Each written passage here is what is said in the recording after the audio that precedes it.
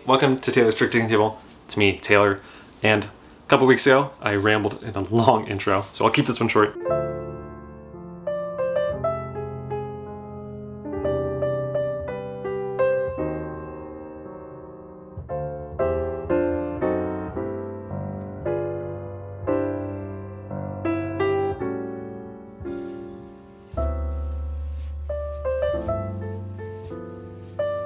I'm wearing the same clothes. This is the same me as a couple weeks ago. And I am just going to teach you how to play the second game of what's left. And after, I'm going to do a little bit of a design diary. And then I'm going to do part 2 of the Tokyo Game Market coverage, a little bit of a post-show wrap-up. So, short zoot suit, I talked about a little bit of the pre-show, setting up the booth, getting everything kind of sorted and all the things leading up to it. This will be a little bit of the post, or a lot of bit of the post. I'm sure you can tell the length of this video is probably pretty long. And I'm not helping by having a long intro, so I'll cut it short. But essentially, that is the plan. Thank you so much again. I want to say I'm speechless, but I'm making dumb noises. I just want to say thank you so much. It truly means a lot. Without further ado, here is of what's left. Thanks, y'all. Of what's left. So if you watched the previous video, I tried to do the thing where anytime there's Japanese mentioned, there is English, or vice versa. So in this scenario, this is right here, and then this text right here is right here. But it also shows off some of the deck, and then the fact that there's some special cards, which is so great. Sai did such an amazing job.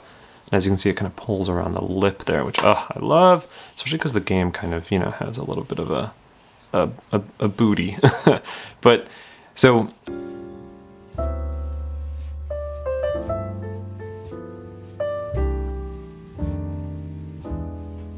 an almost shedding climbing game where players want to have fewer cards when someone else sheds out. It's nighttime in the kingdom of Alberta, and the night owls are standing guard. But 5 in the morning was never the best time to defend anything, really, and they're all falling asleep slowly. Can you allow enough of your night owls to take a quick snooze while not fully abandoning your post? And what's great is kind of all the suits are represented, and then if you open it, sleepy little owls! Except for that one. I love this. And then, again, we talked about this a little bit on the short zoot suit unboxing, which I'm going to move because it looks like it's catching it. But I love having different sides. So like if you want this on your shelf, you know, or like however you display your shelf, I always like having it look a little bit different. And this owl is actually my favorite. So the cover is absolutely gorgeous. I think it has some whimsy to it, so much character to it, and this owl specifically, just so cute. Like it's hard to explain. And it's like these are some of my favorite colors too. Just the O and the L kind of looks like night and sun, and I am going to rant about how much I love that if I don't get to opening this. So, the wonderful rulebook with Sai did these amazing kind of examples of the melds, which is so great. Japanese and English. So nice. And with the variant scoring, and what's a climber shedder? It fits so perfectly. Wow. Wow, this is awesome. And then, yeah, so the deck, I just did the short zoot suit one, so I'm in my mind trying not to repeat myself, but technically this is a different video, so if I forget anything, oops, sorry. So yeah, so the deck comes with the little slider, which is so great, love that. So you're gonna just have the deck of cards, which we'll get to, and then the special powers in the game that are unique to the game. And then the variant rule art, the variant stuff. Everyone has, you know, a can't pass, and then the double-sided player aid. So let's look at those first.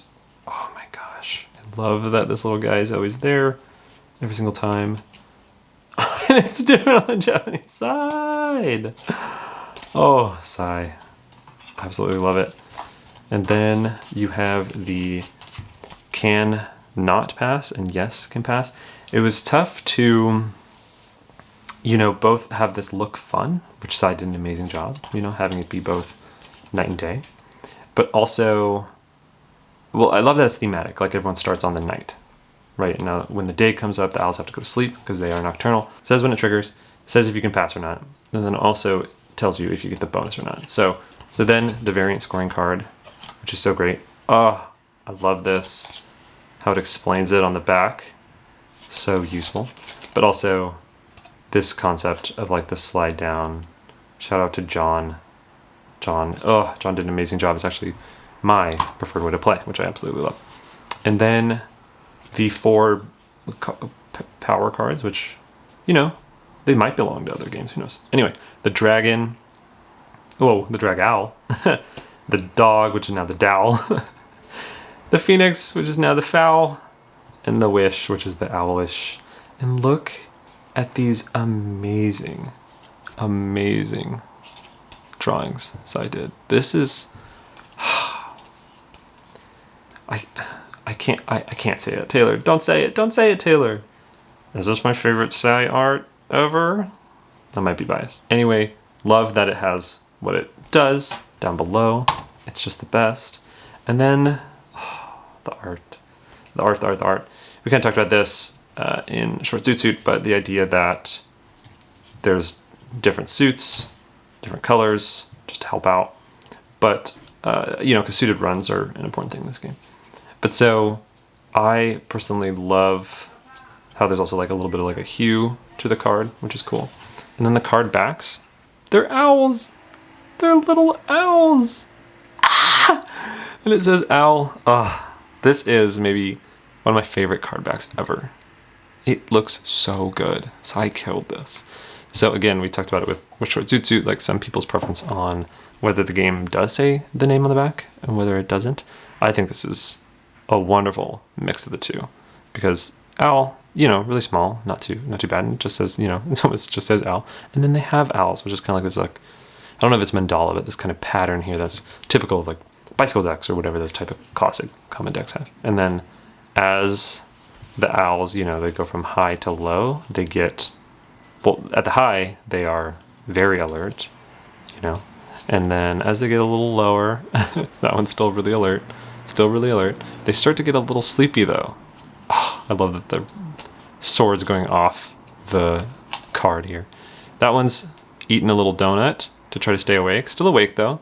This one kind of nodding their head a little bit, but this is where things go off the rails. Look at 6. The eye. The yawn. Oh no. The pose, the posture. This one's pretty much laying down. This one's definitely laying down, and this one's just asleep. There's nothing you can do with that.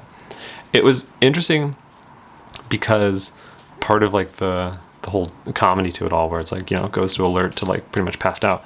The thing with a lot of traditional deck games, which there's a plan for this deck, which I'll get into maybe developer diary, we'll see. But anyway, maybe I'll keep it secret for now. There's a plan for this deck, and I want this to be used in other games, and especially, well, I guess that's pretty much obvious from the fact that the 4 suits are, you know, hearts, spades, clubs, and diamonds. But the interesting thing was, because the number in this game is so important, right? Like, you get points for your lowest card minus number of cards at hand. And so I wanted players to quickly be able to know, you know, how many numbers are worth. So like if you had a jack in the end, you're like, oh, 11, you know. I wanted this to be literally as easy as possible for this, for new players to play. But so ace is funny because it could be 1 or 11, right? So that was the one that not only did we not put the numbers underneath, right? Like 1/11 would kind of just look confusing or ugly or whatever. So the other funny thing is, if you go off the art, it is insinuated that ace is 1, which is so funny to me, even though, you know, like a lot of games, especially Tichu, if you ever played Tichu, aces are high. So it would look like this in your hand. This bird passed out right next to this one who's wide awake. But I love that. It's kind of like a horseshoe effect where this one can kind of fit both on the bottom, on the top. Oh, it's so good. And then Sai put the, oh, I love this detail. I love this detail so much. There's this stuff, and I think in the creative work where people will put like little Easter eggs, and it's like, as the creator, do you say it? Do you mention it, or do you want people to discover it? Because it's kind of like this fun moment. But I am too giddy not to. Look at the clocks. The clocks are different. It gets later or earlier or whatever as the clocks go on. Isn't that such a sweet touch? Because that castle in the back is so cool. Oh, especially because it's like almost a callback. It's like in the same work, but like it's the castle here, which is so great in the variant art. Oh, anyway, Sai did such an amazing job. It's so gorgeous. I am absolutely in love with this other Easter egg as well. The ace art is all the same. Like if I pull this up a little closer, the ace art is all the same. It's not like in Short Zootsuit where the bear's clothes and like tie and hat and stuff, or the bear itself is like a different type of bear across the suit. Like this is using the same art, except for 10. 10's the only special one. And it's because I think Sai originally did this as the art, which was great. And then this, you know, owl with a heart was the same here. Like this was an owl with a heart. And I was like, I am so sorry, but would it be cool if we could make this a spade, you know, this a club, and then this a diamond? And Said, oh my gosh. And Sai said, yes. Oh, just such a dream to work with. So that's the unboxing of Owl. Whew, that was a roller coaster. Here we are back in my hotel room in Tokyo to do the deck makeup for Of What's Left. It is a standard deck game, so as you can see, there's 4 suits: spades, hearts, clubs, and diamonds, 1 through king. And what's interesting is, as you can see on the deck, the owls, they go from pretty awake, pretty alert, to they start to get a little sleepier around 7, 6, and then as you can see at the very end here in the ace, that owl is perfectly asleep. Here we have a game of What's Left set up for 4 players. So depending on the player count, you're going to use that many suits. So everyone's also going to get a player aid here, which has the deck makeup. So at 3 players, it's 2 through 13 at 3 suits. And then 4 players, it's actually 2 through 13 at 4 suits. You're going to deal all the cards, and each player is going to also get 2 wild cards. These are just going to be the aces and the special cards, which I'll explain later, dealt out 2 each to every person. And then everyone's going to get 12 cards. They're also going to get this right here, which is used in the game. It's a may pass, and then the other side is a cannot pass. You'll make it so everyone has the may pass and the no bonus side face up. These 2 wild cards that everyone gets in the game are going to be 1 through 14 in any suit. As you can see, they can go above or below any of the ranks. And how I play is players are going to have, you know, their hand right here, and then they're going to add their 2 wilds like this. So everyone knows how many wilds they have. I've seen people like to keep them on the table. It's just whatever, your personal preference. But essentially, things are going to look a little bit like this. The start player for the first round is going to be the player who got the least amount of sleep last night. Let's say it's this caffeinated tea drink, because they were up all night. They are going to lead to the first trick with whatever meld they want to play. So the melds in this game are, you can play a single, which is just a single card, and it could be one of your wilds, by the way. Whenever you play a wild, you just say what rank it is and what suit it is. So it could be like an 8 of clubs or whatever, you know, whatever I want it to be. The other things you can play, or you can play a set of any number. So you can play like 2 7s, or maybe 3 7s, or 4 7s, because the wilds can be whatever you want them to be. And, oh, or 5 7s, why not? Let's go crazy. So you're going to play any number of set that you want. So you can play, you know, a pair or a triple. The other thing you can play are suited runs. So if you want, you can play, and it could be any length, which is great. It's like a 4 5. Again, they have to be suited. You can play like a 4 5 6, because that could be the 6 of spades, or 4 5 6 7, or 4 5 6 7 8. Oh, I wish that example could keep going, because if I had the 9, I could play the 9 and the 10. They could be any length you want them to be. So depending on what is played, so let's just do something super simple. So the 4. You have to follow that same meld around the table or pass. So it comes to the hotel slippers here. They have to play a single, but they do also, because it's a climbing shitting game, they have to play higher than the 5. So they can't play like the 3, for example. So they're going to play the 9. Coming to the money here, they're just going to pass, because they don't want to play. Comes over here, this player is going to play the 10. This player, you know, because you can optionally pass or you can choose to pass. They could play the jack, but they are also going to pass. So this person, it comes to them, they're going to pass. And if you pass, you can come back in. So actually when it comes to the money, even though they passed earlier, maybe they play the king. And then finally, coming to this player, you know, they could pass. Let's say they do. It comes to the tea bottle. They can, if they want, play this as a 14. And there's no bombs in the game, so that would be the highest and that would wipe. So everyone would have to be passing, and it would go back to the person who won the trick to lead the next trick. So this would all get cleaned up. If you use your wilds, you know, it just goes out of the game. And then they would play whatever they wanted to play. So back in that example here, maybe they played a run of, hey, why not? 3. So it has to be the same meld. So coming to the Crayon Hotel here, the slippers, they have to play a higher run. So they could, if they wanted to, they could play like this 9-8 with a wild to play on that. You can choose what it is. So that could be like a 7, that could be a 10, or they could play, you know, Jack, Queen, King. Maybe that's what they do. So they play Jack, Queen, Queen. And again, it's going to just go around, same thing. So maybe the slippers won it, that gets wiped. They're going to play 9, 10, and 8. And then that goes around, maybe they won it. Once players start to get a little bit low, so let's say this player did another run, it was working out for them. And then it goes around, maybe this player wins because they play, you know, a queen and 2 wilds. When it comes to the slippers, because let's say they played and then pass, it comes to slippers, since they're down to 5 or fewer cards, they're going to flip. So now they're going to get a bonus, which I'll explain for scoring. But now they can't pass because they have 5 or fewer cards. As you can see on the handy dandy note here, 5 or fewer cards in hand, cannot pass, but you do get a bonus. It's starting to get warm, oh my gosh, it's starting to get morning. So these owls are getting sleepy. As you can see, the other side was 6 or more cards. So if they could play on that, they would, and they'd have to. So players kind of get some information. Obviously, this is a really high thing, so it's not that helpful. So actually, let's say the money wins, right? They claim the trick, they lead a 6 to the trick.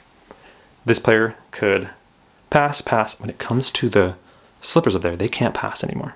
So if they have a card that they can play, they must. So in this case, they could beat that. So they have to play that. So players know that that was forced, and so maybe it goes all the way around. This person, maybe they play this as a 14, so they win it. And then they lead a 3. So then coming to this player, if that player passes, they would know, like let's say, this is a funny situation. Let's say this slipper player up here, these were the cards they had in hand. They have a 2 and a 3. If this came to them and it was their turn where they had to play and they didn't play, players would know that in their hand they have either 3 or lower because they would have to play.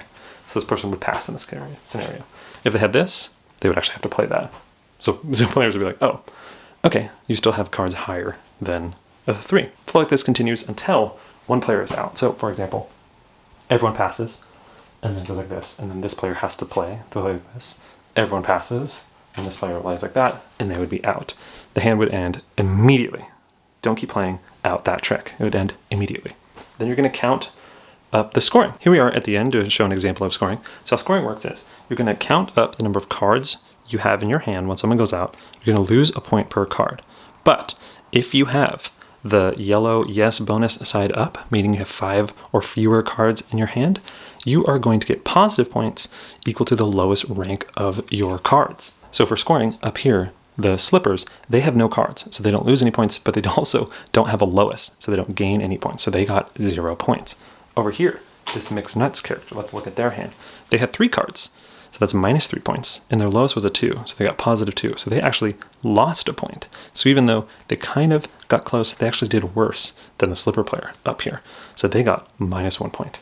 Up here, the T player, they only had 2 cards left, so that's minus 2 points, but their lowest was a 4. So they actually got 4 points. So 4 minus 2, they got 2 points. So 2, 0, minus 1. Uh-oh. Coming to this player here, not only did they not get a bonus, they had 1, 2, 3, 4, 5, 6, 7, 8, 9 points in hand. They got minus 9 points. Oof, should have played your cards. If a player got to the bonus where they got to score their hand like this, but they had a wild in their hand, the wilds are worth 0 points. So in this case, this is even more brutal because this is minus 4 points plus 0. So definitely use your wilds. So that's how to play one round. You'll shuffle and deal, reset everyone's pass things, and you're going to play rounds per player in the basic scoring versions. And then whoever has the most points at the end wins. Some small rules clarifications. You can play 2 wilds if you want into the trick, or 2 wilds with whatever you want. It's totally fine. And then again, you just declare what they are when you play. And you can have multiple things, like this could be 3 Queen of Hearts if you wanted to make big sets. So you can have a 6 of a kind if you had all 4 queens. Imagine those are queens, and the 2 wilds still. The last thing to explain is this variant scoring, which I absolutely love. This was designed by John Cox of John Gets Games. Absolutely wonderful. He did such an amazing job coming up with this variant. So how it works is you use these 2 little cards here. I'm going to flip it around. But essentially, this is the castle, and this is slowly getting closer to day here. But so you're going to pick a point threshold. You can do 25, 15, whatever, however long you want the game to be. This owl here is pointing the way. But essentially, the players are trying to hit a certain point threshold as opposed to playing rounds per player. So whoever gets to 25 points first wins. And you might be thinking, whoa, Taylor, 25 points, that's going to be a very long game because you can go negative. Oh no. Well, John has thought about this. So how it works is if you ever go negative, if anyone in the round goes negative, this threshold drops a level. So boop, it's going to keep dropping, going to keep dropping, going to keep dropping, going to keep dropping. Technically it can keep going down, but please tell me you've won by now. But so yeah, so how it works is at the end of a round, you're going to check if anyone's hit the point threshold, they've won. And if multiple people have hit the threshold, it's whoever's highest. The tie goes to whoever falls asleep that night the soonest. So competitive sleeping. But that's how to play. So essentially this is an undefined number of rounds, and you actually are just trying to hit a threshold. And so because of that, the start player isn't just moving around cyclically like it would if you played the original scoring. This one is just whoever has the lowest score is going to be leading. And if that's a tie, whoever can fall asleep at the table as fast as possible can lead to the next round. Anyway, so that is the variant scoring. And that's how to play Of What's Left. Oh, one last thing before we go. I meant to mention the variant where you use these wonderfully drawn side cards, where instead of having 2 wilds, you actually flip one of your wilds around, and everyone is going to be dealt randomly one of these powers, which are unique and not similar to any other power I've ever seen. So you have the dowel, which passes lead, which can be super strong, especially in a game where some people try to hunker down with kind of lower cards near the end just to get positive points. Well, you can play that, and now they have the lead. Oof. The foul, which is actually just another wild, so you're the only one with 2 wilds. That's fun. The owlish, you get the first lead, which is great. And then also you get to wish for things, so you can pull out things from people's hands. Also, finally, the drag owl. It's a single only, but it is the strongest. And so you can use those to spice up your game of What's Left. Boing. So that is Of What's Left, and I thought it'd be fitting to do a little bit of a chat designer diary on it at 5 a.m. in Japan. So as I talk, I'm sure it'll get lighter behind me, and I'll get more and more sleepy because I am very jet lagged. So this game has been so fun to design because it's such a wacky concept, right? Like almost shedding. What does that mean? So the initial idea for this came thanks to James Nathan, the amazing James Nathan. We were talking about how I think he really likes trick-taking games and likes them a lot more than climbing shedding games. And as someone who loves both, absolutely loves both, I am always curious why someone doesn't like one or the other. Like I know a lot of people who love climbing shedding games way more than trick takers too. So it's interesting, especially because this channel covers kind of both, why someone likes one or the other. And I was kind of, picking his brain about it. And I think he was talking about how that feeling of when you try to go out in a climbing shedding game, but you either mistime it or you use your good cards and hope you can get control at the very end, and then you'll only have, that last lead, and you can get out. And then that feeling of messing that up is super brutal. So like, if you have a king and you have a 3 and you play the king, and you're hoping to win, and then play that 3 and go out first, and then someone has an ace and they beat you, and now you're sitting there for the rest of the hand, just defeated, right? Because you're going to lose, because players are just going to keep playing around you. So this is a big feeling in Tichu or other climbing shedding games where yeah, you try to time that going out, and it's tough. And sometimes you'll just sit there with a card or two that are horrible in your hand, and it feels bad. So I thought, what if you made a game that incentivized that? What if you made a game that was the point? And so with that little inkling, I actually kind of designed it that night. So this was, I want to say like a year ago or two. I don't remember when I started designing this, but it was after that chat with James. And I think it was at one of the T blank conventions, the trick taking convention in Cincinnati, where James hosts and you play trick taking games, and it's absolutely amazing. But during one of those cons, James and I was talking about how, like, I think it was Joe Huber who came up with a trick taking idea that night, and then they played it the next day, and it was really cool. I have always loved that. I always try to do that at T whatevers. I'll come up with a game while I'm there, and I have a few of them, and Of What's Left was actually one of them, which is so great. But so that concept hit me that night, and I was just kind of ruminating on it, like, how do you incentivize players playing badly in a climbing shitting game? I love that kind of hook. And so the first thing I came up with was, just because I'm just kind of like computer science Excel brain, was this huge table. I don't know if I still have it. I'll try to put it up if I can find it. But I had this huge table where it was the number of cards you had left equaled a certain amount of points. And it was like whether you had a certain card.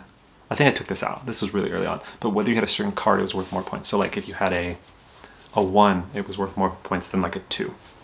So the idea was like, yeah, it was like a like a few cards and bad cards, like this kind of like Punnett square matrix situation where it was like the best you could do in the whole game was to have 1-1. So like the next best you could do was have 1-2, and then 1-3, and then 4, and then it was like 2 cards, and it started having 2 1s, and then does that make sense? So it's essentially like how bad, like incentivizing playing badly as possible. And as I was designing that and kind of like playing through hands in my head, I do this a lot when I design, I'll just kind of play through the game in my head and see what decisions I would make and how that would feel, and kind of ruminate on that idea. And I was like, this is insane. No one wants to play a game like this, Taylor. So then I was like, okay, let's make it simpler. Just fuse cards in your hand. And that worked better, but it was tough because it wasn't as interesting, because players didn't really care what they had in their hand. I say players don't care. This is all in my head. But so I was like, okay, how do we incentivize holding low cards, really bad cards? And it got to the other kind of hook of the game where you can't pass. And so one of the issues with this game, this game design, is if you're trying not to shed but to shed, there was this thing where players would just pass, right? If you got down a few cards, you didn't have the lead, you gave it to someone else, you passed. And it not only was like a little bit boring, but also like a little obvious. Like if someone just got down to 2 cards, they were just gonna pass. And it was just like, okay. And so in a game where there's this kind of chicken of getting too close to the sun, you kind of want to have a little bit of pushing players a certain way. That's why kind of the may pass, can't pass came about. It's interesting because I kind of designed a similar game off of this, kind of like Voodoo Prince. I called it Hoodoo Prince because, Of What's Left is about owls. But so in Voodoo Prince, there's that idea of the last person out in the trick playing doesn't get any amount of points, or it doesn't get too many points compared to the other people who went out. And it's best to go second to last out. So it's kind of that idea. But in Voodoo Prince, you always have to play into the trick, right? In fact, that's one of the biggest differences, trick taking and climbing and shitting, is the ability to pass. It's huge. So it's tough when you try to make a game where you want to get close to the sun, but then if you allow passing, it's this brutal situation where the whole game kind of breaks. So then I was like, okay, you have to block passing sometime. I think there are variants of this game where you can always allow passing and then just let players kind of figure it out, because since you have lead, that is like a mechanic that means you have to be playing cards. So the game kind of does avalanche toward an ending eventually. But it always felt like, and it's still interesting to play this way, but it felt tough when players realized they had lead and they were never going to lose it. And that was kind of defeating. Whereas in this version of the game, where there is no passing beyond 5 cards, that felt good. So then it was like, how do you incentivize players to get that low? Because if, and I keep saying like I playtested this. I didn't playtest this until I got to a certain point. I don't like to, I always feel, what's the right word? I feel like an imposition maybe, or like I feel like I'm burdening people if I playtest games that are really, really, really rough. So I try to really think about them in my head. And so I was like, okay, if you can't pass at a certain point, what's that point? And also, why do people even want to go past that point? What's the incentive? Yes, points, but like, what are we doing here? So then I was thinking, okay, what's a good limit? And whenever I don't know what to do in a design, I either go thematic, which is super helpful. Like in Zip Zap Zop, my deck building trick taking game, I was wondering what happens when you play the same number, because everyone has the same decks. And I was like, oh, well, thematically, you would play off of someone. And it's like, yes, anding. So yes, and let me play another card. So it's kind of like using the theme to come up with a design decision, which I absolutely love. I think that's the strongest, or at least for me, my favorite way to design. But then sometimes when I reach an impasse, I'm just like, to come up with a number, then playtest it. So I love 5s. I don't know if you've noticed how like every single deck makeup, if it's possible, I'll include a 5 in the videos. A little Easter egg if you ever go back.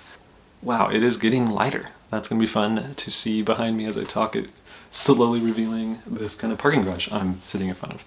Anyway, the limit that players could not pass at, I just decided to be 5. I felt like that was a good amount of wiggle room because you wanted the game to feel fun before 5 and then after 5 and feel different.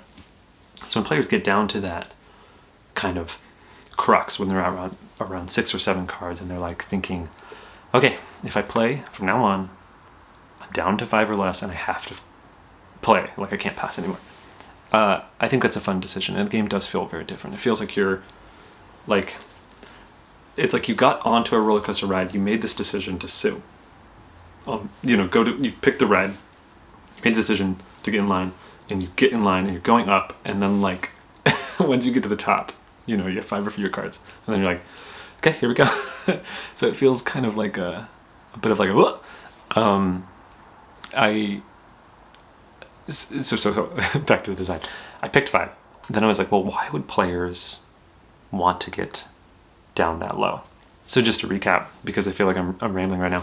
Current design was, there was a chart for how many points you would get depending on how many cards you got. And then at 5 or fewer, you had to play. 5 or higher, you didn't have to play. But what I noticed was sometimes players would just get to 6 and then pass, because players are smart and they do stuff that not only gives them control but still gives them some points, right? So then it became like, okay. So then in the grid, I made it to where 6 and above was negative, and then 5 was 0, which is the same as shutting out, is 0, and then 4 through 1 was worth a bunch of points. So it didn't matter what you had in your hand. But essentially you wanted to get in that 5 range because you would get points. And if you're out of that 5 range, you would lose points. And that totally worked. I thought it was actually like a really fun game. I had it as a variant for a long time in the rules. And I still like to play that sometimes. I think it's really fun. Because it's like agnostic of the cards in your hand. You just want to get 1 to 4. Shut out, oof. If you don't, whatever. But I think the tough thing is, this is where playtesting is so great.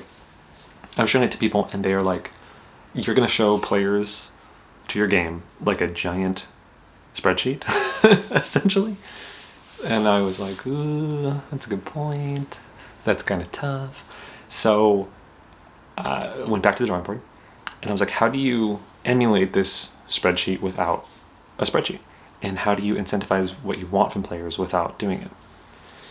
And so I was thinking on this, and I was also thinking about the issue where it didn't matter what players had in their hands at the end. Obviously it mattered for the must play, because that's part of the game, is like if you have high cards in the must play, you have to play them, right? because it's a climbing shitting game. So having really low cards, like if you had just like 2 2s down at the end, that was great. Because you had fewer cards and you couldn't win anything, so you just chilled. What I noticed was that was kind of like the desired playstyle was to get as many or as few cards as possible and low cards as possible once you got in there, which was good. And that's kind of what, like, getting way back to the start, that initial hook, that initial itch of the design, it was like incentivizing playing poorly in climbing shitting games.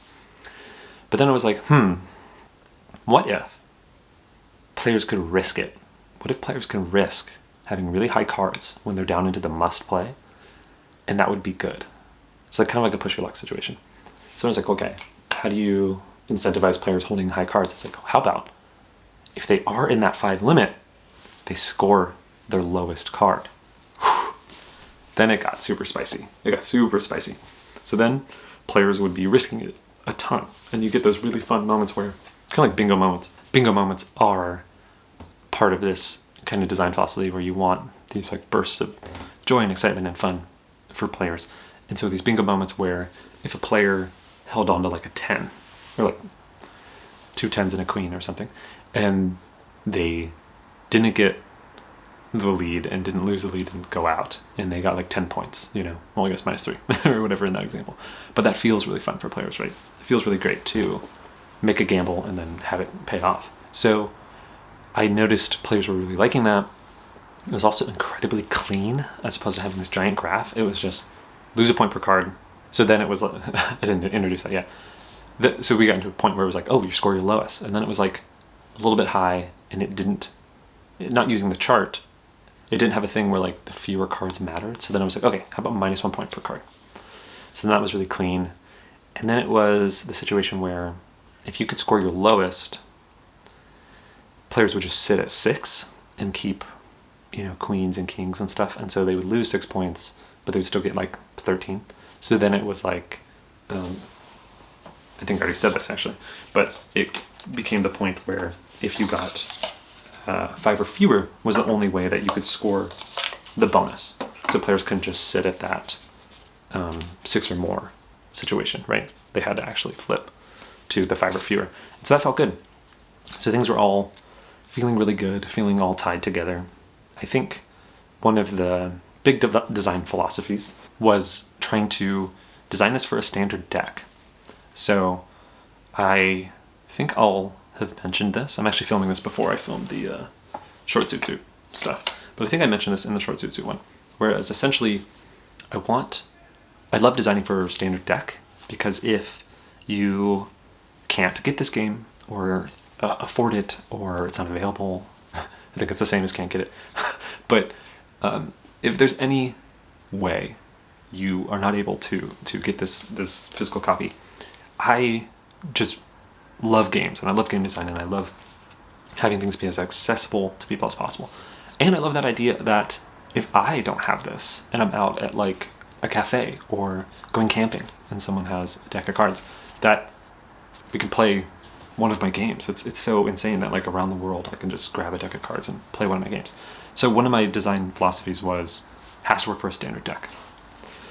So using that, I had the original standard deck version to where you would take the kings and the aces and you would flip them backward, and those were the 2 wilds. So the game is actually 2 to queen in an interesting way. I like the fact that it's 2 to queen because if you hold 1 card, it's at least worth a point, right? Because it's 1 card, which is -1 point, but if you have the 2, you at least get a point. So that felt good.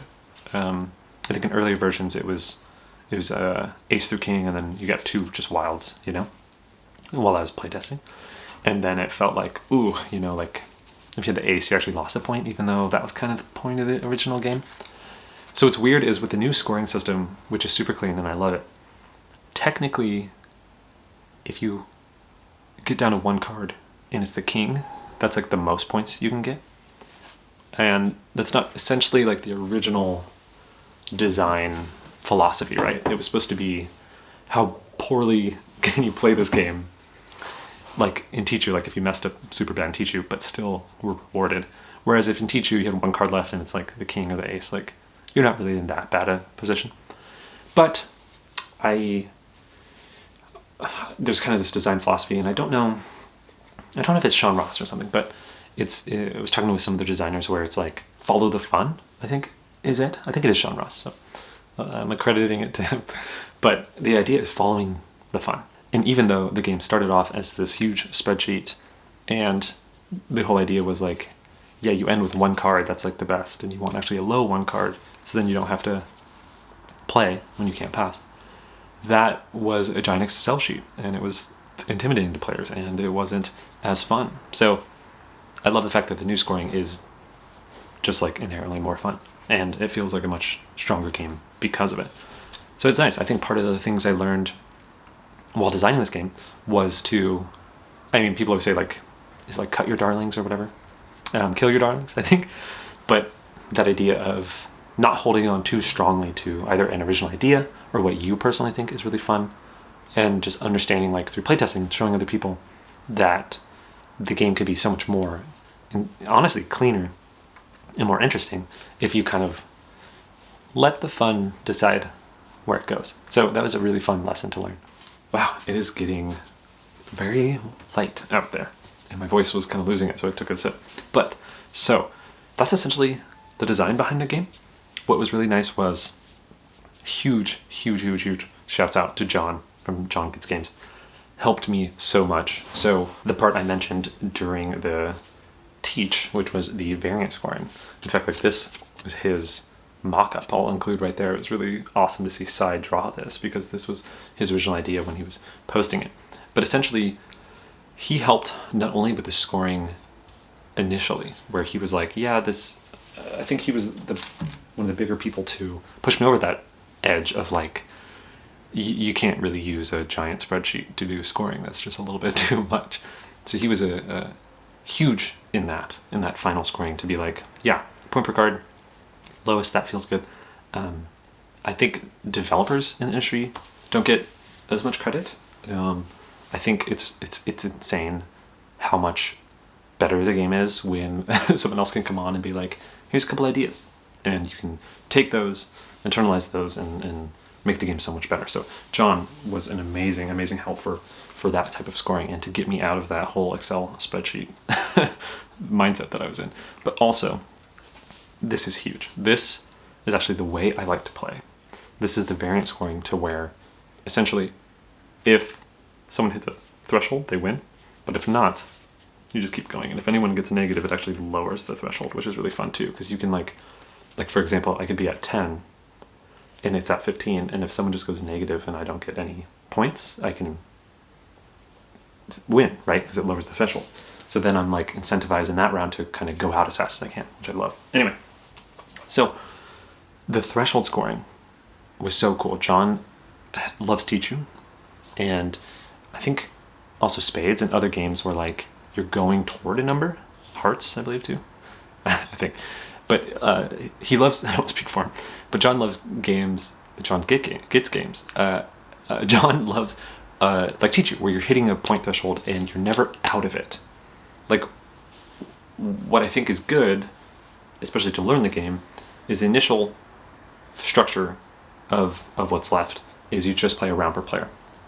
It's great, you can learn how to play, but like in the fourth round or third round or last round or whatever, you could be out of it, kind of, you know, just generally. But what's great about the variant scoring is you can always either make someone go negative and you get 0, or you get positive and they get 0. Like, you can always come back.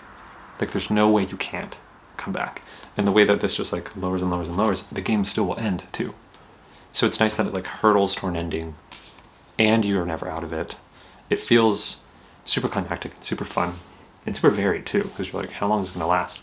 I think that is the one I personally love it, is like you can make a high threshold and it can be a longer game, which I think that's something John really likes too. I think he likes like Tichu, where you play to 1,000 or something, like sitting down playing longer games. So this was huge. Absolutely love that John recommended this. And what's so great is while we were chatting, he was like, hey, what's to stop someone from not playing when they could have? That's like a classic thing, especially in trick-taking games. Like, how could you stop someone who should have followed suit but they didn't? And that's kind of something that is an issue in trick taking all the time. But he mentioned it in this game where it's like, yeah, if you have to play, like must play, how do you stop someone from missing that or something? Because that could definitely change up the game flow. And in that case, I feel like it is kind of like trick taking. But he came up with a really interesting solution where if you pass, you actually take one of your cards and you show it, you know, face up. And then like that had a whole mechanism of like face up cards, which was really cool. And I loved it. I was like, that is such a cool idea. But I don't know if it fits in this game, but you should go make your own game. And so John actually made a game from that suggestion, which is really cool. I think it's spring cleaning. I'll include pictures or a link or something. But it's really awesome to see that you can have so many like aha moments or like inspirations or something from other designs that lead to other great games. Like I think spring cleaning is so rad. But overall, I think that whole process of working on Of What's Left with John was super, super fun. Not only did it make the game better and spawn, like, you know, thinking about it made him come up with a whole new game. I think there's something to working with other people, which is wonderful. Speaking of working with people who are wonderful, Sai and Jinpil, who did the art and the translation and a lot of help on this game, were so helpful and so wonderful to work with. So first off, I think what was really fun was a year ago, I was at the T8 convention and Sai and Jinpil were there, and I was talking to them and I was really nervous to ask, but essentially I had Short Suit and Of What's Left ruminating in my head, and I really wanted to work with them on a game just because I love Sai's art, and ever since I started covering like Japanese games, Sai on Twitter has been so kind, and there's been kind of like this fostering of this wonderful relationship that I thought, hey, you know, I have games and you make games, this would be fun. But I was always nervous, like super nervous to ask. So we were we were walking, I think, back from a Chipotle trip. So I was showing them Chipotle. But I was like, hey, would you want to play some of my games, and would you want to do the art? And so we sat down that day and I showed them with just like a random deck of cards, like Of What's Left and Short Suit, and they liked it, and it has been a wonderful time working with them. I think part of the fun of working with Sai is that her art style is not only the cutest thing in the entire world, but I love her facial expressions. So I love her little twist on it. I love the fact that like the cards are like hint highlights, if that makes sense. Like the whole cards are like the color, and the fun little touches that I think I mentioned in the deck makeup where the clock changes. This is something actually, while I was just now teaching the game, that I realized the shade behind the clock changes. Like that's darker than that, if that makes sense. Ooh, sorry, the battery died. But when I was talking to Sai about doing the art, I was like, hey, I love humor in games, I love humor in art, and I think it'd be fun to go from very awake owls to very sleepy owls as the rink goes down. And she just killed it. I love all of these wonderful, wonderful little owls, especially the one that's just munching on a donut.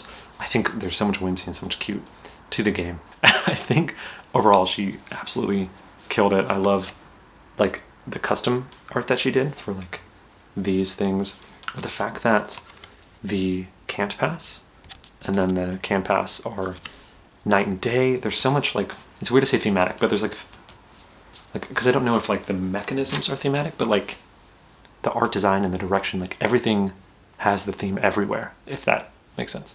And even like on the very back, oh, this is my favorite touch, the fact that not only does it say owl, but as you can see, those little circles and the little triangle, those are little owl faces. Isn't that clever? Because it also just looks like a standard deck design. Ah, I love that. Now that it is sunny, I guess I should stop talking. So that is Of What's Left. And yeah, it's been quite a journey. It's been so much fun. And of course, I think I mentioned it in the short zoot suit, but the logo by Emmy is absolutely amazing. She absolutely killed it. And the translation by Jinpil. I was always so nervous of trying to make this work for Tokyo Game Market as well as just English people. People speak English. So this rules and then this translation into Japanese was done by Jinpil, and it was so amazing and so helpful. They absolutely killed it. I love that there's like the little owl and the little examples on the game flow section. And Sai did such a great job on not just the art, which I've rambled about, but the graphic design and the rulebook layout and everything. It's a wonderful time working with Sai and Jim Pill and John on this game. And again, special thanks to James for this wonderful, wonderful idea. Thanks so much for watching. I think next is my post-Tokyo Game Market wrap-up. That's going to be this is going to be a long video. I apologize. Okay, see you there. Oh my gosh. Hi. Hello. How are you? I am tired. And am I in frame? Why not? I think I'm in frame. Who knows? Oh, this is crazy. These are all the games I got at Tokyo Game Market. I think this is just going to be short and sweet. What did I do at the booth video? Not covering all this. This is mostly trick-taking games. In fact, go to the end and I'm going to remove all the trick-taking games and I'll be here with non-trick-taking games so you can see how crazy it is. But I try to get every trick-taking game when I go to the game market and play it, give it to friends, pass it out, have a bit of a library, find really, really fun ones to highlight on the channel. So, all the any profit that the channel makes or anything pretty much goes into just finding more trick-taking games. Anyway, the booth was an absolute blast. And anything, again, non-booth related, I'll do a video on my side channel, which I'll link down below. But the booth itself was absolutely amazing. So I was nervous because I know, I mentioned, didn't know how many to print, how many copies to print, and also I didn't know how many would sell day of, and if it would be like a bust or not. What was amazing was being at the booth with Fukutaro was the best ever. So first off, he knew exactly what to do and when, and had everything prepared because he's been to Game Market a ton, and so he knew exactly kind of the flow of it and how to handle money and people and a line and setup. So I'll just go chronologically, but I do want to say Fukutaro was an absolute amazing help. And also there was another person there, someone Fukutaro knew, who helped us a ton. She was absolutely amazing. So I'll get into that as well. Without further ado, I am just going to go chronological. So I got there, day of, and they were shipping the games, 200 of each, to the booth. So there's a really cool service in Japan that essentially moves things around the country. The icon's like a cat carrying another cat, like a smaller cat, like a baby cat. It's really cute. Anyway, so I knew all my games were going to be there. But what was interesting was I wanted to get there really early because I didn't want Fukutaro to wait. And was trying to meet up with him at the front. And he had my badge. So the population of Japan, there's not too many foreigners, and like I looked like a bumbling doofus who didn't know where I was going. But it was interesting, so I went to the exhibitor entrance, and there's not many foreigner exhibitors. And so a lot of the people were like, are you lost? Like, do you need help? Like, I don't know if you're supposed to be here. And I was like, oh no, like waiting for a friend, waiting for I have an exhibitor pass coming. And there's a little bit of it was like a Pretty Woman moment when Fukutaro showed up and I had a badge. I was like, that's right, I am not that stupid. But it was really fun. So he gave me the badge and we both got to walk in together, and the system is so cool. So if you got your games delivered to the booth, there was a section that had all the boxes.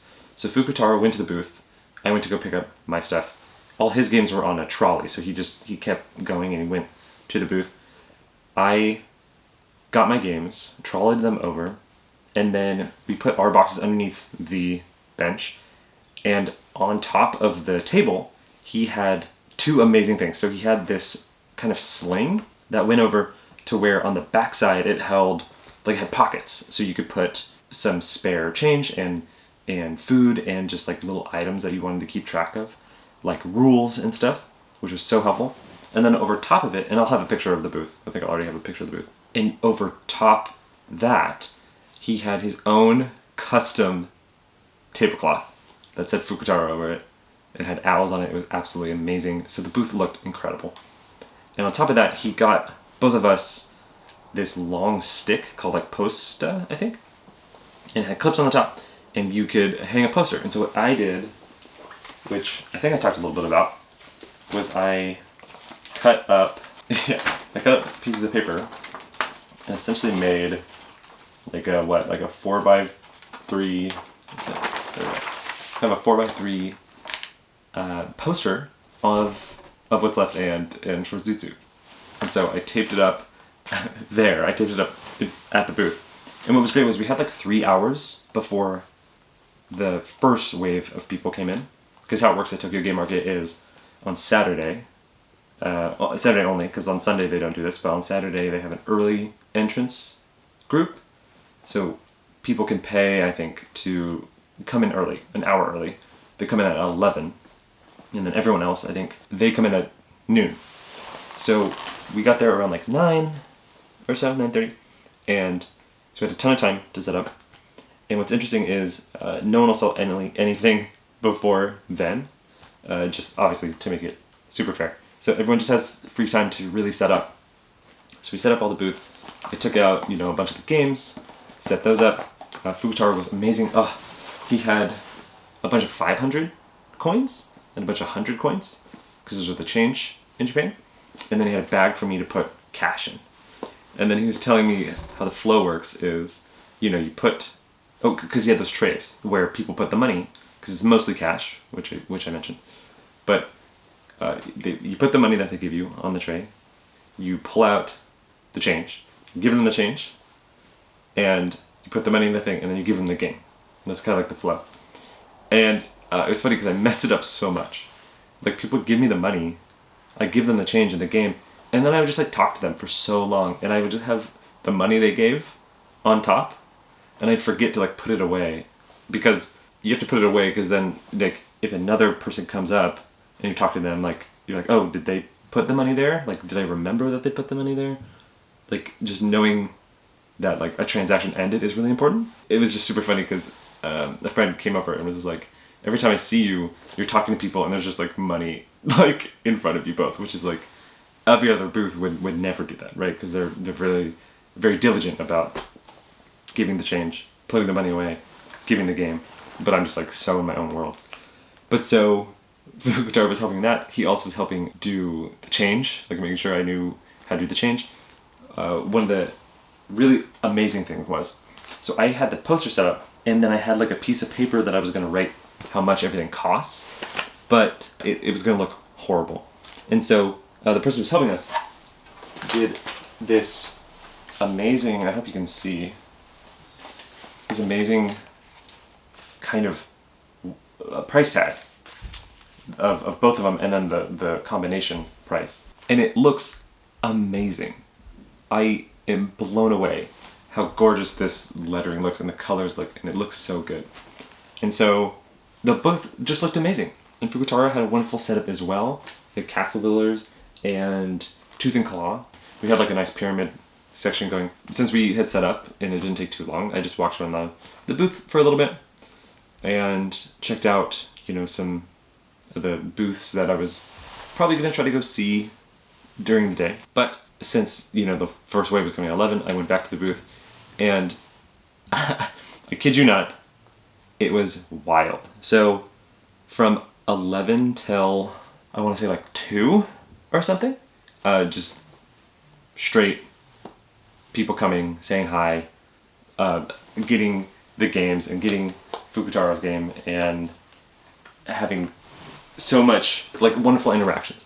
So people would come up, do the reservation, and since I don't know Japanese and I'm so bad with Japanese names with the reservation, Fukutaro or the person who was helping would have that list, the reservation list that Fukutaro printed out so amazingly, and they would cross off the name. And then I would be told what they ordered, and I'd grab it, give it to them, say thank you so much, and like sometimes if they spoke English, we would chat. And what was amazing was, this is kind of crazy, I'm like splaying out over these games. I've been to BGG and Dice West and PAX Unplugged, and I've never expected to like ever have someone come up and say hi and like be recognized, but like it's happened at those cons, and it's been absolutely amazing and been so surprising. And what's wild is, although that happened at those cons, at Tokyo Game Market, it happened a ton, like the most of any con I've ever been to.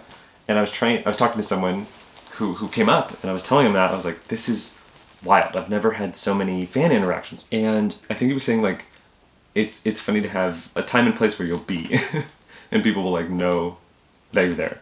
And so I realized that's definitely got to be it. But I think my expectation, just because it was in Japan, was that not many people were gonna come and show up and be like, hey, like, love your videos, and so many people did, and it was so wonderful. It's just like such nice chats, and I felt bad because I wanted to keep talking, and like a lot of times someone would be chatting and then someone else would be trying to buy. If the next person who was buying was also just like looking at the games, if that makes sense, like they just want to see the game. And so I felt really bad like talking to people and like just like holding up someone else's time, if that makes sense. My family growing up had a bagel restaurant, and I worked there 15 years or something. I worked there for super long. And so like in retail, you have this sense where you're like, don't waste people's time, like always like acknowledge people coming in and like help them immediately, and like so I have this inherent kind of feeling to be like, oh yeah, like helping everyone. So it was funny to like kind of juggle it all. All that to say was that my kind of multitask brain, where you're in the service industry and you're trying to like help a bunch of people all this at the same time, was kind of like kicking into overdrive. And what was really great was, I just loved it. So many people who came up who were chatting or wanted to ask questions or even get the game signed, which was wild, absolutely wild. They were so kind. Like I was like, I'm so sorry. Like I'm gonna help this person, like give them their game, and then like I'll get right back to like we were chatting about something or like telling a story or like talking, and they were like, oh no, like yeah, you're good, and it was so nice. Like I think I said this to someone where, when you're working, and I used to like make bagel sandwiches, and if someone had like a complex order, it's like taking a little bit longer, and I would go over them. I'm like, I'm so sorry, like I'm almost done, and they're like, oh, take your time. Like I'm in no rush at all. It's like those wonderful people who are like accommodating and are like you're good. It's just like such a weight off my chest. But so many people were like that. It was absolutely wonderful. Like everyone was like that. Everyone was an absolute dream. So if you came, thank you so much. I'm sorry for if I was flustered or crazy. One of the things that blew me away was not only were there pictures and selfies, which was so amazing. I think I offered a lot of them because I just love taking photos with people. But people were asking for me to sign the game, which I mentioned earlier, and I don't really have like a signature, really. So I think every signature looks different. I was joking with someone where it's like, in Wikipedia's where actually famous people, they'll have like, this is what their signature looks like. And I imagine like how funny that is if they ever change it at all, or like have a little bit of like a shortening if people think it's fake, because that doesn't look like their actual signature. But mine's like always different. So I guess is that good for not being forged, or is that bad if it's always different? I don't know. Anyway, it was so nice to meet everyone, to chat, to get to know everyone. And it was great because like the classic thing at a con where you make this connection, you meet someone for the first time, and it's a wonderful experience, and then you go your separate ways. And then when you're out on the floor, like the next day or later that same day, you run into them and you get like another fun talk. I was talking to someone about childhood games, trick-taking games, which I love. There's a Riken, I think was the name of the game. Like a Dutch, like standard deck game. We were talking about that. And then what was so great was, like later on in the day, I ran back into him and we were just talking about it like again, like it was just like right back into it, which I just absolutely love. I think those are like the best part about cons, is making a connection, seeing that person again, and like being back on that same wavelength, if that makes sense. But it was so great. So overall, it went absolutely wonderful. The craziest moments, I was influenced by a game called Hollywood Sensation for Shortzutsu, and I'm helping the booth, la la la la, and someone comes up and they go, "Hey, I would love your game." And I said, "Oh, thank you so much, that's so kind." And they're like, "I'm the designer of Hollywood Sensation." And I go, "What?" And they're like, "I also did Peter's Two Dogs," which we covered on the channel. And it's one I just love because it has that Mancala aspect, and I love Mancala. And I was blown away. The fact that I was inspired by this game and the designer is here to buy this game blows me away. And they were getting both of What's Left and Shortzutsu, and I was like, I have to give these to you. You are so important. And he's like, no, I want to pay. And I was like, at least can I give you Shortzutsu? Like, it means so much to me. He's like, no. And I was like, Hollywood Sensation discount. Like, this is yours. Peter's Two Sheepdog discount. Like, I have, like, it was just so out of this world. Like, universe winking at itself type of vibes where I'm just like, I can't believe that one of the inspirations for the game came up and got the game. So that was an insane moment. It really took me out of it because the whole time was like a whirlwind. Like I said, like 11 a.m. to around 2 nonstop. And then there was like a little bit of a break, and then I went back into it. And then I think I left the booth for like 20-30 minutes for the first time around like 3. Go to the bathroom, drink some water, grab some games that I had reserved for that day. And then I came back, did another hour or 2.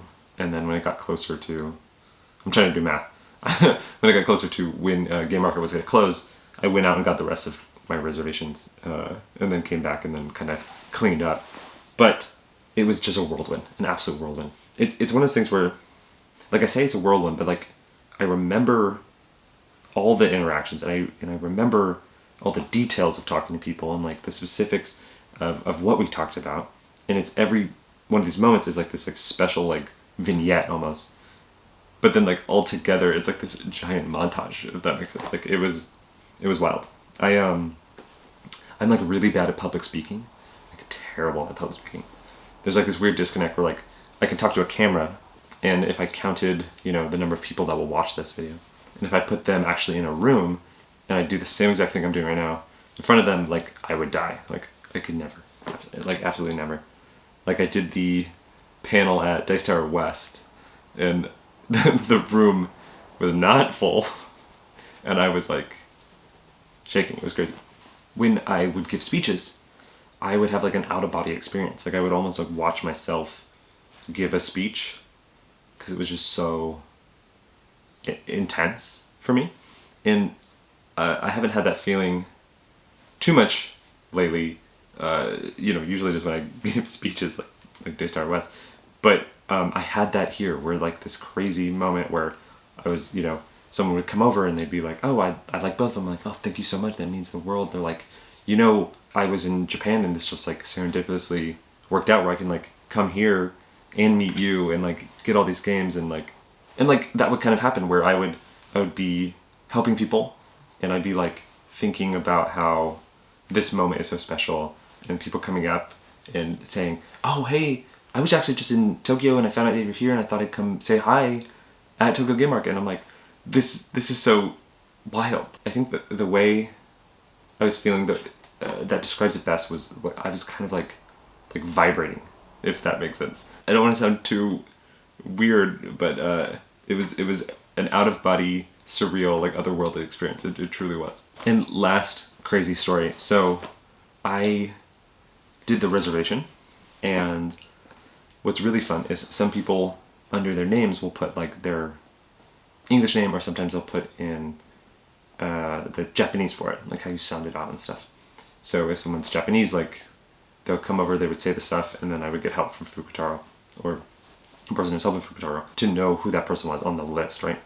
So there's only like a few English names, and I didn't really know too many of them besides like some friends. And so I am helping people, and they'd come up, and if they had their English name, I'd be like, oh yeah, yeah, and I'd like cross it out like I would be able to handle those ones. And this guy comes up and he goes, I have a reservation. I'd like to get your games.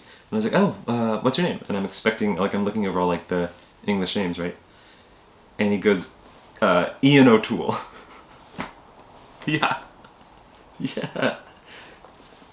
Ian O'Toole. Ian O'Toole. Ian O'Toole. I was blown away. The Ian O'Toole. Ian O'Toole. Yeah. I didn't know how to react. And so I feel bad. And I even told him this, and I felt bad even telling him this. I shouldn't have said. But I was like, I'm so sorry. I actually did not know what you look like. But I love all the work that you do. I can't function right now, essentially. Like, thank you. Like, you're amazing. Thank you so much. And I was like, wait, did you say you have a reservation? I don't remember getting Ian O'Toole. And when he did the reservation, it's so amazing that he did this. But he did it in the Japanese alphabet. And so it was like E, N, like O, Tu, like Ian O'Toole in Japanese. So I didn't know he was coming to the booth. And it was the surprise of a lifetime. Insane. Absolutely insane. Just, it's wild to embark on something that you know is going to be a lifetime memory. You know what I mean? Like, when I'm back at my home and I'm doing laundry or I'm making dinner, you're like, okay, yeah, like, will I remember this in 5-10 years? Like, probably not, but like, whatever, you know, it's like, or like those moments where like, you're hanging out with your friends and someone says something and it's just so funny and it becomes like this group defining inside joke that gets referenced for years and years and years. Like, that type of stuff is so fun. And it's almost so fun because it is serendipitous and stuff. But this was crazy it's so crazy to know you're about to go have a life defining experience and realize that while it's happening, and then like right now reminisce on it and think about it. So this whole thing has just been an absolute dream. Like, it's hard to describe to words how amazing this was. Sorry, I had to stretch being in that position for so long. But thank you so much if you came. I hope you had a wonderful time. I hope you enjoy the games. It means the world. So thank you so much if you came. And also, so many people were so nice. So when I left the booth twice during the con, and I felt so bad because I came back and people had like business cards that I had missed, or this was so sweet. Someone came and gave me these candies, which was so awesome.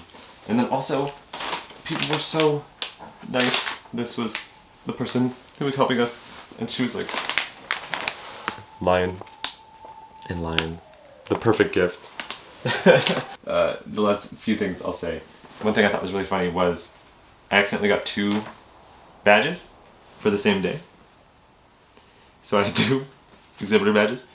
What was really fun was the next day on Sunday, I actually went up to, because we only had this booth for one day, I went up to the person who had this booth the next day on Sunday, and I came up and I was like, hey, I had this booth yesterday, hope it's going well. And they're like, you warmed it up. And I was like, yeah, I did, yeah.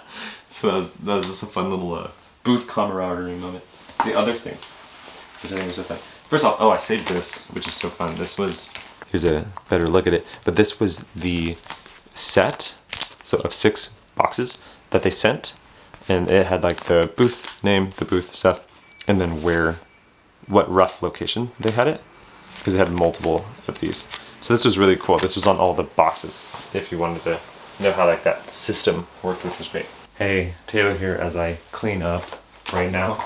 I forgot to say, one of the most wonderful things about this whole experience was the fact that I was able to get my games, right? And then walk up to other designers that I love, like Taiki Shinzawa or Kenichi Kabuki, and give them one of my games. It was such like a wonderful moment, and they would always be like, "Oh, here you go," you know, like, "Thank you so much," and I'm just like, "No," and then but it's like such a like, "Oh, thank you for the gift. Like, here's a gift back," and there was like such a wild sense of camaraderie, admiration, and like on Twitter, it's been so wonderful where people are just like, "I can't wait to play your game," and I'm just like, "I can't wait to play your game." It's just like wonderful. It feels like, you know, like being a part of this circle of just mutual love of games and like what it means to gift games and like see how someone designed something, and then hopefully they see how you design something and have this fun little part of me to give to you in a way. Oh, that was a really special moment. Hey, Taylor here at the end, as if this video isn't long enough. In fact, this video probably is the longest production I've ever had. It's been a month since that intro. I wonder if you can tell by the beard and the disheveled hair and how crazy I look. But yeah, it's been a month and I'm here back in the States with these games. It's so crazy to be in a familiar place with these, if that makes sense. Like, I went to Japan, saw all these games, was able to open them and really live that experience. But for some reason, when you go to, how do I say this? It's like I go to a new place and I find my games there. And it's like, oh, that's just because I'm in a new place. And so to bring these back into a familiar place and have these in my own shelves has been another kind of wild feeling. Anywho, I wanted to say just a few more things related to the wonderful, wonderful trip, especially relating to Of What's Left. Of What's Left was on the Watch It Played kind of top 10 games that are guilty of being fun. The thumbnail blows me away. That owl is there. Kind of absolutely wild. And it was such a wonderful time actually on the after part, because I was able to go to a cafe, Lampfish Cafe, who are so wonderful. They give you name tags that you get to write down your name, and they put them in this little wooden thing that you can show off when you play, so new people can meet and play. It's one of my favorite board game cafes. In fact, I went there a year ago and I played games from last fall Tokyo Game Market there with Sherry and some other wonderful people. And what was wild was they were hosting learn to play trick-taking games from the new TGM featuring Short Zoot. Insane. So I went and it was so surreal. There were people there playing Short Zoot and they were laughing and having some fun. I think they were laughing. I know Ty's art is just inherently silly. Like the Ty card came out and I think that elicited many laughs. But so it was so surreal to go to a board game cafe, and one that I had been to before, and we had such a wonderful time in the past, and see people playing my game on their tables, and it was really surreal. I walked up and I didn't know whether to say it or not, or how weird it would be, but I asked how it went, and then I was like, I'm the designer, and they're like, oh, and what was interesting was I don't speak much Japanese, but they were telling me in Japanese what I think is there's a certain new scoring card that I had in there that was the highest sum of whatever you short suit gives you points, and it was a really wild moment where I could tell they were asking a question, even though I don't know really any Japanese, just by kind of like pointing and kind of like the tone, and then they were pointing to the card that said the highest, and I realized that, like, without understanding anything of what they said, that I think they were asking about if people have the same number, do they have the highest? Like, here, I can pull it up. But essentially, it was one of the most surreal moments where not only was I talking to someone who had just played my game, you know, who I'd never met, and a bunch of, like, a whole table of people I hadn't met, but it was wild to be asked a rules clarification question in a different language and then inherently kind of know what it was. So it was this one right here. It's, you compare the sum over 0 of people's short spile, and then whoever's the highest gets 12, and then second, third, and fourth. But I think they were asking, because he was kind of pointing at like him and someone else, And I think he was saying like, oh, the same. And I was like, oh yeah, if someone has the same, is it shared or is it split or like what is it? And so I kind of went on my English to Japanese translation. I was like, yeah, shared ties, so you both would get it. And then they're like, oh, okay. And then what was great was I think that made someone else win, which was like always fun to see in games, like a little chuckle, because it was like super close in points. And then we found out the winner and we did the classic like, oh, good job. It was surreal. It was a really surreal experience to go to a board game cafe that I'd been to and have them and see them playing and kind of hear your game be played. It was almost like I watched this is a really weird comparison, super weird comparison. I watched this show about parents watching their kids in this is so silly comparing my game to a kid, but parents watching their kids and how they behave with other kids. And it was like, oh yeah, when you're not there, this is how your child kind of is.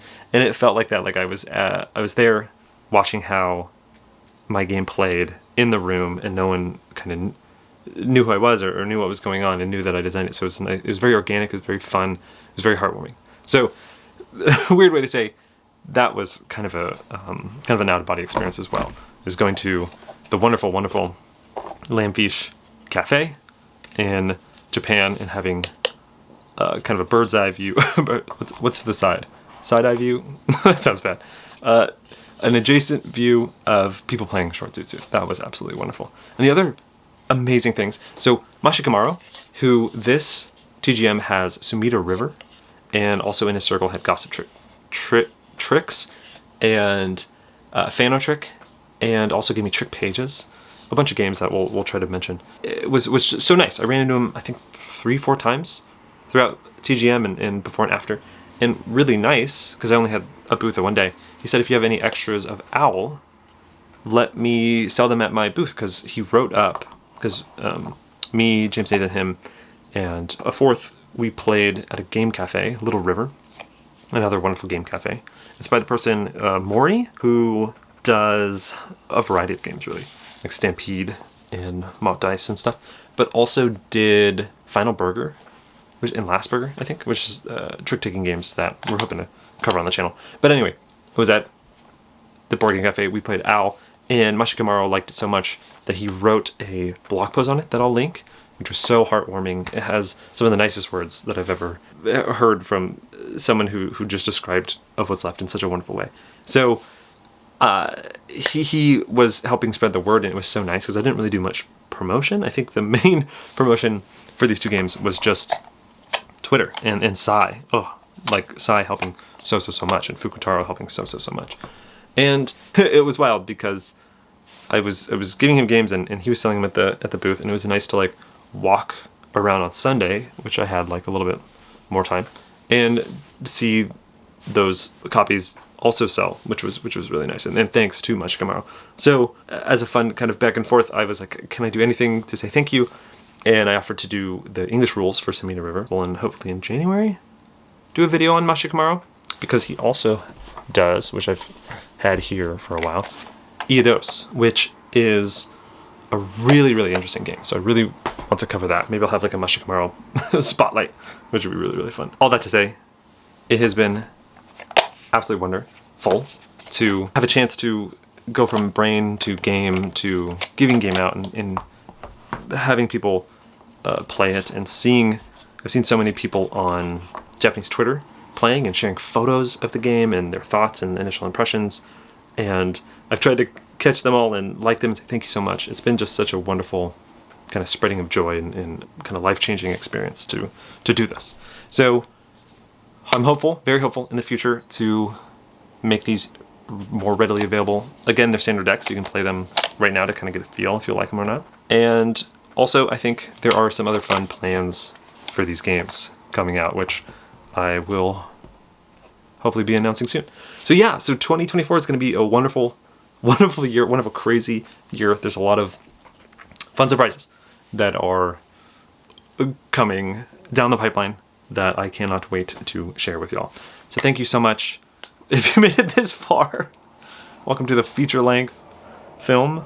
The length of a feature-length film. Oh man, I'm so sorry. Okay, thank you so much for watching. Thank you so much, a million bajillion % to everyone who showed up and hung out and played games and visited the booth and were the absolute nicest people, said hi. And a final PS thank you to Fukutaro for being just the best booth mate ever. It was an absolute blast. Okay, later y'all. Happy holidays!